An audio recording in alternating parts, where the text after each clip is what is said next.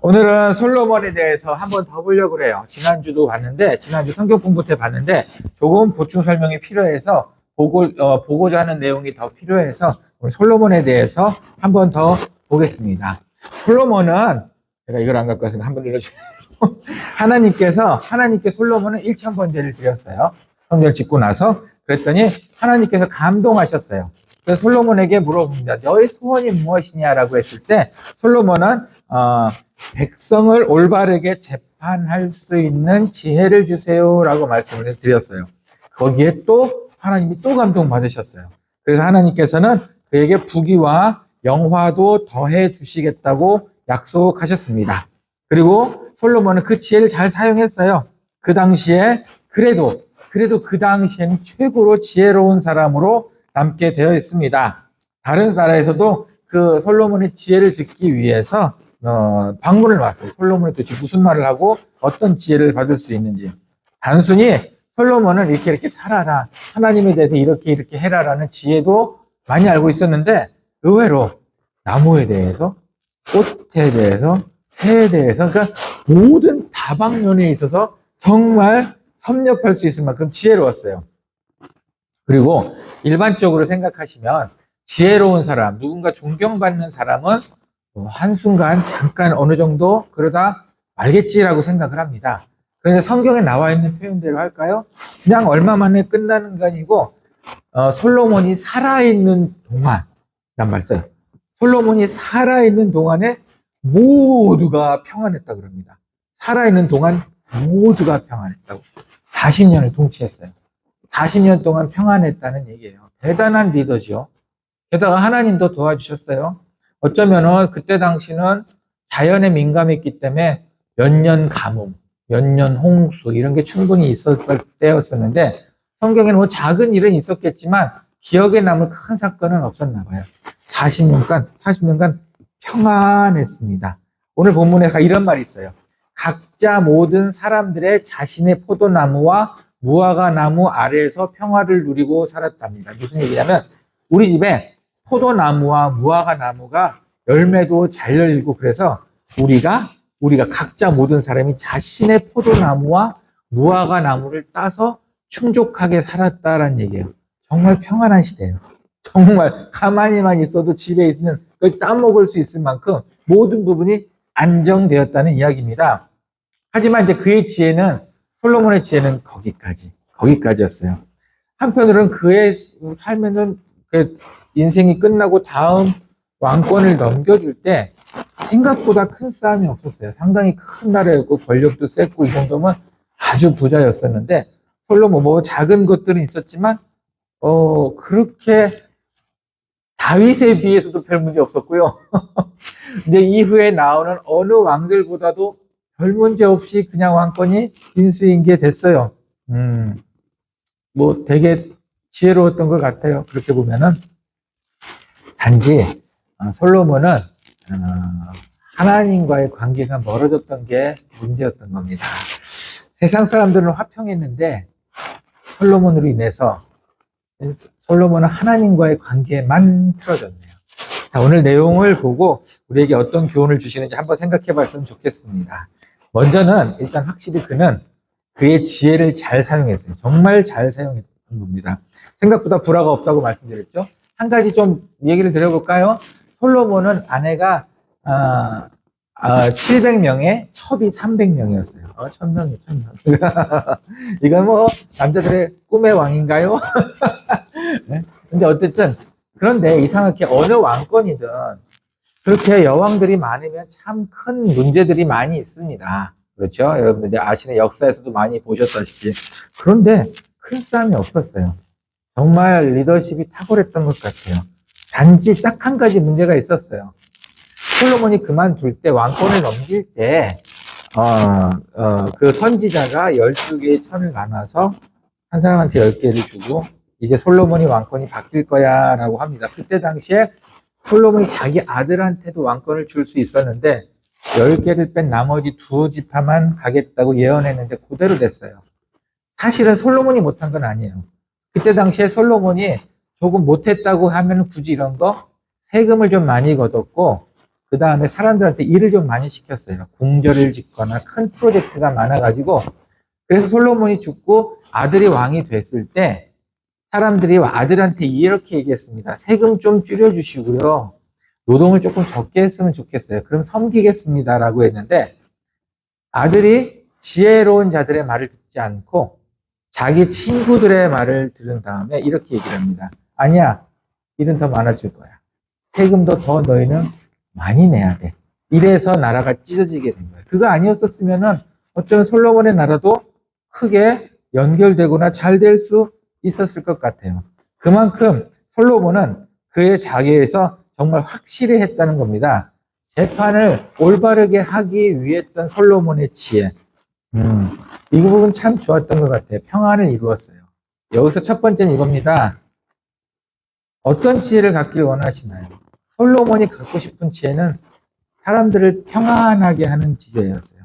그리고 실제로 이루어졌습니다. 그 부분은 정말 맞아요. 제가 요번에 한국에 갔다 왔을 때 여러 사람을 만났다고 말씀을 드렸죠. 그 중에 한 분이 기억이 나네요. 이분은 참 평이 안 좋으신 분이셔요. 좀 주위 사람들한테 좀 평이 그렇게 좋지 않으신 분이었어요. 제가 가만히 있는데 다른 분들이 그분에 대한 평을 저한테 하시는 분이 있었는데 그렇게 좋지는 않더라고요. 근데 저는 개인적으로 그분하고 친했어요. 그래서 그분을 또 개인적으로 만났더니 그분은 이 사람들이 뭐라고 하는 평에는 신경을 안 쓰고 자기 미래에 대한 준비를 너무 확실히 하고 계셨어요. 그거하고 상관없이 정말로 그냥 자기가 어떤 자격증을 몇 개 더 땄고 그리고 그분의 말에 아마 2년 동안 1억을 모았다는데 자기 앞가림에 대해서는 정말 확실하고 지혜롭게 했어요. 그건 맞겠죠. 그런데 대인관계에 있어서는 참 어눌했어요. 나쁜 짓을 한 건 아니에요. 제가 보니까 말씀을 좀 서툴게 하거나 이래서 대인관계가 좀 끼끄덕끼끄덕거리는 그 정도였지 그렇게 나쁜 건 아니에요. 어쨌든 세상에서는 손해보는 것 같지만 하나님께 실속 있게 사는 사람이 복을 받습니다. 그런데 이분은 좀 거꾸로였던 거예요. 어쩌면은 솔로몬의 사역의 시작은 좋았습니다. 그렇죠? 교회에 대해서 공부하고 성전도 졌단 말이에요. 그런데 하나님께 실속 차리는 부분에 있어서는 놓친 것 같아요. 그래서 또 여러분 이렇게 질문하고 싶네요. 여러분은 어떤 지혜를 또 원하십니까? 우리의 실속을 차리는 지혜를 원하십니까? 아니면은 우리는 좀 손해볼 수는 있지만 하나님의 실속을 차리는 것을 원하십니까? 가장 빠르게 실속을 차릴 수 있는 방법이 무엇일까요? 지금 당장의 눈앞의 이익에 대해서는 너무 민감하지 마세요. 그 부분은 조금은 천천히 생각하셔도 됩니다. 하나님과의 관계가 더 우선인 것 같습니다. 두 번째입니다. 하지만 솔로몬이 이 지혜를 잘못 사용한 것은 하나님과의 관계에 있어서 선을 넘어버렸네요. 하나님에 대한 무서움도 존경심도 이젠 없어졌던 것 같아요. 익숙해서 그런가요? 하나님한테 익숙해져서 다른 신들은 막 신나게 북치고 장구치고 하는데 내가 믿는 하나님은 너무 익숙해서 그랬었던가요? 너무 당연해서 그랬나요? 하나님이 나한테 지혜를 주셨으니까 아유 됐어. 이 정도 하나님한테 성전도 하나 지어드렸고 아유 됐어. 이 정도였을까요? 솔로몬이 놓친 게 바로 그것이었습니다. 하나님께서는 솔로몬에게 약속한 게 있어서 잘해주셨어요. 그런데 솔로몬은 조금 선을 넘었네요. 자기가 똑똑하다고 생각을 해서 그런가요? 그리고 나서 다시 한번 성경의 원점으로 이야기를 해봅니다. 아내가 1000명이나 있었어요. 어떻게 잠재웠을까? 네? 이때 당시에 아내들은 다 이방인이었어요. 그래서 각자 믿는 신이 있었어요. 성경에 있는 대로 얘기하면은 이 각자의 모든 와이프들이 믿는 신들의 산당을 세워주었어요. 그리고 그 중에 제일 유명한 세 군데의 신은 예루살렘 성이 제일 잘 보이는 꼭대기에다가 산당을 지어주고 솔로몬도 그들과 함께 제사를 드렸습니다. 왜 그랬을까요? 정말 정말 왜 그랬을까요? 그냥 그렇기 때문에 1000명의 아내들이 군소리 없이 솔로몬을 잘 따랐을까요? 하는 대로 다 해줬으니까. 그런데 정작 중요한 하나님을 다 놓치고 말았네요. 하나님은 괜찮아 라고 생각을 했을까요? 사람이 마음의 상처를 받는 것은 생각보다 가정에서 많이 받는답니다. 집안에서. 왜죠? 특히 가족들이 편하기 때문에 상처를 서로 많이 주고 많이 받는데요. 게다가 부모님이 강하면 강할수록 자녀들이 상처를 더 많이 받는답니다. 강하게 말씀하실 테니까 이건 당연한 일 아닐까요? 막말을 하시고 그리고 아니면은 강요하시고 부탁은 없죠. 그냥 명령이죠. 명령. 그리고 자녀들이 뭔가 어려운 일이 있을 때 그거는 무시. 애들이 뭘 알아? 딱 이렇게 무시. 아이들이 생각보다 많이 가정에서 상처를 많이 받는데요.